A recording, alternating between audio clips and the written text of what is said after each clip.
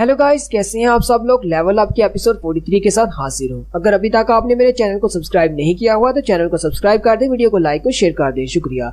Last time आपने देखा था कि एसोसिएशन की तरफ से जिन्हों को एस रैंक का हंटर बना दिया जाता है, जिसकी वजह से बहुत ज्यादा हंगामा होता है। सारे न्यूज चैनल पर जिन्हों के बारे में ही न्यूज चल रही होती है और सभी को जिन्हों के बारे में पता चल जाता है कि वो एक एस रैंक का हंटर बन गया है, जो कि साउथ कोरिया का 10वां एस रैंक का हंटर है। जिन्हों अभी भी एसोसिएशन के दफ्तर के बाहर होता है और कहता है, आज ये लोग मेरी पिक्चर्स क्यों ले रहे हैं, इन्हें तो ली मिन सांग की पिक्चर्स लेनी चाहिए थी, ये लोग तो उसके लिए आए थे। उसी वक्त उन रिपोर्टर्स में से एक रिपोर्टर जिन्हों से सवाल पूछता है, जिन्हों तुम तो पहले एक ई रैंक के हंटर थे और तुम एसोसिएशन के लिए काम करते थे, तुम्हें कैसा लग रहा है डबल अवेकन होने के बाद जब तुम्हें एक एस रैंक का हंटर बना दिया गया है? कुछ तो कमेंट करो इस बारे में। व्हाइट टाइगर गिल्ड के मास्टर युनहू आगे बढ़ते हैं और जिन्हों से कहते हैं, अगर तुम इनके साथ यहीं पर बातें करते रहे तो तुम बहुत ज्यादा थक जाओगे, चलो मैं तुम्हें एस्कॉर्ट करता हूँ, मैं तुम्हें बाहर तक छोड़ आऊंगा। गिल्ड मास्टर जिन्हों के कंधे पर हाथ रखकर खड़े होते हैं, लेकिन उसी वक्त पलक झपकने की स्पीड से जिन्हों वहाँ से गायब हो जाता है, बिल्कुल वैसे ही जैसे वोल्कन अपनी कुर्सी से गायब हुआ था। जिन्हों भी वही स्केल इस्तेमाल कर रहा होता है। गिल्ड मास्टर रिपोर्टर्स के पीछे देखते हैं तो जिन्हों उनके पीछे पहुंच चुका होता है। वो सारे के सारे रिपोर्टर्स और दोनों गिल्ड मास्टर ये देखकर बहुत ज्यादा हैरान हो जाते हैं, क्योंकि वो इतनी ज्यादा स्पीड के साथ वहां तक जाता है कि वो दोनों उसको देख ही नहीं पाते। चोई जोंग कहता है, ये तो एक मेज क्लास का हंटर है, लेकिन इसके पास इतनी ज्यादा स्पीड है, ये तो एक असैसिन बन सकता है। व्हाइट टाइगर गिल्ड के मास्टर बहुत ज्यादा हैरान होते हैं और वो अपने बीस्ट मूड में आते हैं और कहते हैं, ये तो बहुत ज्यादा फास्ट है, इवन कि मैं अपने बीस्ट मूड में भी उसकी मूवमेंट्स को नहीं देख पाया। योनो कहते हैं, मुझे पता है कि वो स्ट्रॉन्ग है, लेकिन असल मसला ये नहीं, अभी अभी उसने जो स्किल इस्तेमाल किया, इतनी ज्यादा स्पीड कि मैं अपने बीस्ट मोड में भी उसको फॉलो नहीं कर पाया। वो पहले से बहुत ज्यादा स्ट्रॉन्ग बन चुका है और इस वक्त जितनी उसके पास पावर और स्पीड है, मुझे लगता है कि वो हम दोनों से ज्यादा स्ट्रॉन्ग है। योनो बहुत ज्यादा परेशान होते हैं और कहते हैं, ऐसा कैसे हो सकता है, कुछ दिन पहले तक तो ये इतना ज्यादा स्ट्रॉन्ग नहीं था, आखिर ये इतना ज्यादा स्ट्रॉन्ग कैसे हो गया? क्या इसकी डबल अवेकनिंग ज्यादा अरसा पहले हुई थी? लेकिन साथ ही वो कहते हैं, मुझे नहीं लगता कि इसको डबल अवेकनिंग मिली है। जिन्हों एक ऐसा हंटर है जो कि ग्रो कर सकता है, जो अपने आप को स्ट्रॉन्ग बना सकता है। सेम टाइम पर यही ब्रेकिंग न्यूज वाशिंगटन में भी चलाई जा रही होती है, जहाँ पर हॉस्पिटल में बैठा हुआ डांगसू भी ये न्यूज देख रहा होता है। डांगसू जिन्हों को देखकर और भी ज्यादा गुस्सा हो जाता है और कहता है, ये तो अभी तक जिंदा है, इसकी मौत तो मेरे हाथों से ही लिखी है।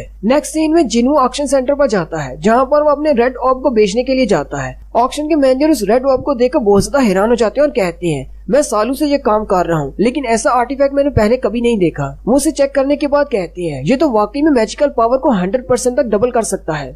मैनेजर बहुत ज्यादा हैरान हो जाते हैं और कहते हैं, हमारे पास पहले जितने भी ऑब्स हैं या आर्टिफैक्ट्स हैं, उनकी लिमिट यहाँ तक है कि वो 50% तक पावर को इंक्रीज कर सकते हैं, लेकिन ये तो पावर को 100% तक डबल कर सकता है। अगर चोई जोंग इनको इसके बारे में पता चल जाए, क्योंकि वो एक फायर टाइप मेज है, वो तो यहाँ पर पैसों के बैग लेकर भागता हुआ आ जाएगा। मैनेजर जिन्हों से कहते हैं, तुम्हें ये कहाँ से मिला? जिन्हों ने कहता है कि मुझे ये डंजन में मिला।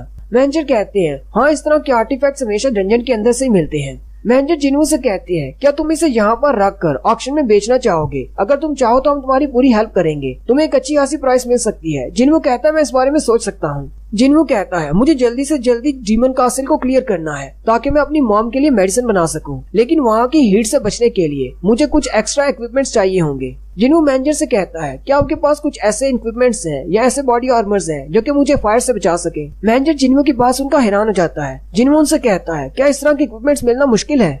मैनेजर उसे कहता है, नहीं, ऐसी बात नहीं है, हमारे पास बहुत सारे ऐसे इक्विपमेंट्स हैं, मेरे साथ आओ। जिन्हों कहता है, मुझे ऑनलाइन तो कुछ भी नहीं मिला। मैनेजर जिन्हों से कहते हैं, एलिमेंटल रेजिस्टेंस वाले जितने भी आर्टिफैक्ट्स होते हैं, हम उन्हें ऑनलाइन सेल में नहीं डालते, क्योंकि वो बहुत ज्यादा महंगे होते हैं और लोग उन्हें खरीद नहीं पाते। लेकिन ऐसी चीजों को ढूंढना मुश्किल नहीं है, हमारे पास बहुत सारे पड़े हुए हैं। मैनेजर जिन्हों को अपने साथ एक कमरे में ले जाते हैं, जहाँ पर शीशे के बने हुए कैबिन्स के अंदर बहुत सारे आर्मर्स रखे होते हैं। मैनेजर जिन्हों से कहते हैं, इन आर्मर्स में से कुछ पसंद कर लो, ये सारे फायर रेजिस्टेंट हैं। जिन्हों मैनेजर से कहता है, तुमने कहा ये बहुत ज्यादा महंगे हैं, फिर तुमने इन्हें शीशे के गिलास के पीछे क्यों रखा हुआ है? क्या तुम्हें डर नहीं कि ये चोरी हो जाएंगे? यहाँ पर तो सिक्योरिटी का कोई बंदोबस्त भी नहीं है। मैनेजर जिन्हों से कहता है, ये शीशे के गिलास बेशक तुम्हें बहुत ही नाजुक लग रहे हैं, लेकिन ये मैजिकल पावर से इम्ब्यूड किए हुए हैं। यहाँ तक कि एक ए रैंक का हंटर अपनी फुल पावर से इन पर अटैक करे तब भी ये शीशे का गिलास नहीं टूटेगा। जिन्हों मैनेजर से कहता है, क्या वाकई में ऐसी बात है? मैनेजर जिन्हों से कहते हैं, अगर तुम्हें यकीन नहीं तो तुम इसे हिट करके देख सकते हो। मैनेजर जिन्हों से कहते हैं, अगर तुमने इस गिलास को एक ही हिट में तोड़ दिया तो तुम अपने आर्टिफैक्ट्स को यहाँ पर रख सकते हो।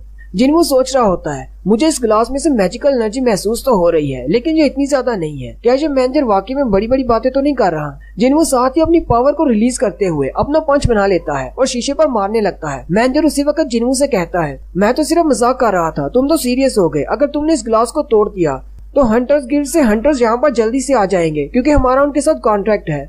हमारी सारी बिल्डिंग की सिक्योरिटी का जिम्मा हंटर्स गिल्ड के जिम्मे है। मैनेजर जिन्हों की तरफ देखकर सोच रहे होते हैं, ये तो एक मेज क्लास का हंटर था, फिर इसके पंच में इतनी ज्यादा पावर कैसे हो सकती है? मुझे तो लगा था ये ग्लास को टुकड़े टुकड़े कर देगा। जिन्हों मैनेजर से कहता है, क्या यहाँ पर कोई नाइफ्स या डैगर्स वगैरह मिलेंगे? मुझे वो भी चेक करने हैं। मैनेजर उसे दूसरे बंदे के साथ भेज देते हैं जो कि वेपन्स का स्टोर कीपर है। वो जिन्हों को अपने साथ दूसरे रूम में ले जाता है। मैनेजर उस ग्लास की तरफ देखते हैं तो उस ग्लास के ऊपर क्रैक पड़ गया होता है। मैनेजर बहुत ज्यादा हैरान हो जाते हैं और कहते हैं, कहीं ऐसा तो नहीं उस लड़के के बिना इसको टच किए ही इस ग्लास के ऊपर क्रैक पड़ गया? अगर वो इसे पंच मार देता तो तब क्या होता? जिन्हों वेपन स्टोर में चला जाता है और वहाँ पर जाकर एक नाइफ देखता है और स्टोर कीपर से कहता है, ये नाइफ कितने का है? स्टोर कीपर उसे कहता है, ये 30 बिलियन वॉन का है। जिन्हों कहता है, ये मेरे नाइफ से बहुत ज्यादा बुरा है लेकिन इसकी कीमत बहुत ज्यादा है। हालांकि इसके स्टैट्स भी कुछ ज्यादा अच्छे नहीं है, फिर भी इसकी कीमत बहुत ज्यादा है। जिन्हों अपने स्टोर में से नाइट किलिंग डैगर निकालता है और स्टोर कीपर से कहता है, ये वेपन कितने का होगा? वो स्टोर कीपर वो वेपन हाथ में पकड़ता है और कहता है, ये तो बहुत ही अच्छा है और बहुत ही अच्छे से बनाया गया है। स्टोर कीपर उसे चेक करने के बाद जिन्हों से कहता है, ये कम से कम 100 मिलियन वॉन का तो होगा। जिन्हों ये सुनकर बहुत ज्यादा हैरान हो जाता है। जिन्हों कहता है, इस डैगर को मैंने अपने स्टोर से 2.8 मिलियन गोल्ड का खरीदा था। क्या ये रियल वर्ल्ड में 100 मिलियन वॉन का बिकता है? साथ ही जिन्हों सोचता है, मिस्टर किम की जो तलवार जो मेरे पास पहले थी वो इतनी ज्यादा खास नहीं थी लेकिन उसकी कीमत भी 3 मिलियन वॉन थी और जिन्होंने जो बॉडी आर्मर पहना हुआ था वो भी हंड्रेड्स ऑफ मिलियंस वॉन का होगा। जिन्हों कहता है, अगर मैं स्टोर से खरीदी हुई चीजों को रियल वर्ल्ड में इतना महंगा बेच सकता हूँ तो मुझे नहीं लगता कि मुझे अपने उस क्रिस्टल को बेचना चाहिए, वो तो बहुत ज्यादा काम की चीज है। Next scene white tiger guild का होता है। यूनहो अभी भी परेशान बैठे होते हैं। व्हाइट टाइगर गिल्ड के मास्टर यूनहो को अभी तक इस बात की समझ नहीं आ रही होती कि एक हंटर जो कि अपने आप को ग्रो कर सकता है, ऐसा कैसे हो सकता है। यूनहो कहते हैं, मैं जब अपने बीस्ट मूड में होता हूँ मेरी आंखें सब कुछ देख सकती हैं, किसी की भी एबिलिटीज को देख सकती हैं। जब रेड गेट इंसिडेंट में जिन्हों से मैं मिला था तब वो मुझसे कमजोर था लेकिन कल जब मैं उससे मिला तो मुझसे बहुत ज्यादा पावरफुल है। आखिर ऐसा कैसे हो सकता है? क्या वो रोजाना ग्रो करता है? आखिर उसकी स्ट्रेंथ रोजाना कैसे बढ़ती जाती है? कल उसकी पावर देखकर मैं तो उसके सामने बेवकूफ लग रहा था कि मैं उसे अपने गिल्ड में लेना चाहता हूँ, लेकिन जितनी उसके पास पावर है वो तो अपना एक गिल्ड क्रिएट कर सकता है। उसे कोरिया के 5 टॉप गिल्ड्स को ज्वाइन करने की क्या जरूरत है? अगर वो इसी तरह ग्रो करता रहा और वो एक दिन इतना ज्यादा स्ट्रॉन्ग हो जाएगा कि वो अकेला ही 5 गिल्ड के बराबर हो जाएगा। मुझे लगता है कि मैनी और चोई जोंग ने अपने टाइम को वेस्ट किया है उसे हासिल करने के लिए। लेकिन व्हाइट टाइगर गिल्ड के सेकंड मैनेजर मिस्टर आन अभी भी डिटरमिन्ड होते हैं और कहते हैं, चाहे हमारे गिल्ड मास्टर ने उसका पीछा छोड़ दिया हो लेकिन मैं अपनी कोशिश जारी रखूंगा। मैं संग जिन्हों को अपने गिल्ड में लेकर आऊंगा। मैं अपनी पूरी कोशिश करूंगा, मैं अभी हार नहीं मानूंगा। चीफ वान जल्दी से जिन्हों के अपार्टमेंट के बाहर चले जाते हैं। वो जैसे उसके अपार्टमेंट के बाहर पहुंचते हैं वहाँ पर पहले से बहुत सारे रिपोर्टर्स खड़े होते हैं। चीफ वान कहते हैं, मुझे नहीं लगता कि आज हम उससे मिल पाएंगे, यहाँ पर तो बहुत ज्यादा रश है। जिना खिड़की से बाहर झांक देखती है और जिन्हों से कहती है, रिपोर्टर तो यहाँ से जाने का नाम ही नहीं ले रहे। उनमें से एक रिपोर्टर जिना को ऊपर से झांकते हुए देख लेता है। वो बाकी सब से कहता है, जल्दी से ऊपर की तरफ देखो, और वो सारे अपने कैमरास को ऊपर की तरफ कर लेते हैं। जिना जल्दी से नीचे बैठ जाती है। जिन्हों जिना से कहता है, क्या मैं नीचे जाकर उन रिपोर्टर से कहूँ कि हमें अकेला छोड़ दो? जिना उससे कहती है, नहीं, ऐसा कभी भी मत करना। पहले से इंटरनेट पर तुम्हारी बहुत ज्यादा बुराई हो रही है क्योंकि तुमने रिपोर्टर्स को इंटरव्यू नहीं दिया था। एसोसिएशन के बाहर तुम जल्दी से गायब हो गए थे। जिन्हों जिना से कहता है, लेकिन मैंने ऐसा क्या कर दिया जो लोग मेरे बारे में ऐसी बातें कर रही है? जिना उसे कहती है, रिपोर्टर्स को इंटरव्यू नहीं दिया, उनके किसी भी कमेंट का जवाब नहीं दिया, अब इससे ज्यादा बुरा और क्या करोगे? उसी वक्त उनके दरवाजे पर नॉक होनी शुरू हो जाती है। जिना जल्दी से छुप जाती है और कहती है, मुझे लगता है कि रिपोर्टर्स यहाँ तक पहुँच आए हैं। जिन्हों कहता है, मैं अभी जाकर इनको सबक सिखाकर आता हूँ। जिन्हों जल्दी से दरवाजा खोलता है और कहता है, क्या तुम लोग यहाँ से दफा नहीं हो जाते? लेकिन वो सामने देखकर हैरान हो जाता है क्योंकि सामने जिन्हों होता है। जिन्हों ने अपना बैग पहना होता है और साथ ही सामने खड़ा रो रहा होता है। जो जिन्हों रोते हुए जिन्हों से कहता है, मेरे फादर ने मुझे अपने घर से निकाल दिया है, अब बताओ मैं कहाँ जाऊँ? जिन्हों से कहता है, लेकिन तुम तो अपने फादर के साथ रहते ही नहीं थे, तुम तो अलग घर में रहते थे। जिन्हों कहता है, वो घर जिसमें मैं रहता था वो भी मेरे फादर के नाम पर है, उन्होंने मुझे उससे भी निकाल दिया, इसलिए मेरे पास रहने के लिए और कोई जगह नहीं थी। मैं अपना बैग उठाकर यहाँ पर आ गया हूँ। क्या मैं तुम्हारे साथ यहाँ पर तुम्हारे घर में रह सकता हूँ? सिर्फ कुछ ही दिनों की तो बात है। जिन्हों साथ दरवाजा बंद कर देता है। जिना जिन्हों से कहती है, ब्रदर ये कौन है? क्या तुम्हारा कोई दोस्त है? जिन्हों दरवाजा बंद करते हुए कहता है, नहीं, मैं इसको नहीं जानता, मैं इससे कभी नहीं मिला।